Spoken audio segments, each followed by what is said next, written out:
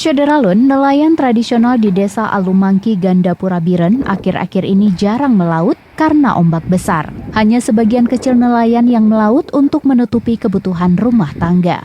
Beberapa nelayan mengaku hampir 2 minggu tidak melaut karena ombak besar.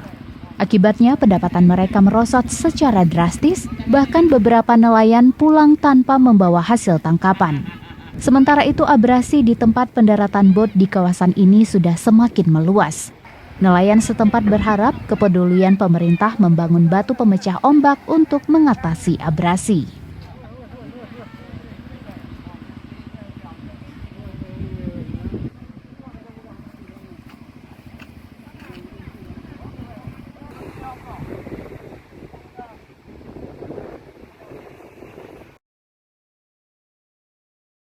Dari Biren, Yusmandin Idris, Serambi On TV.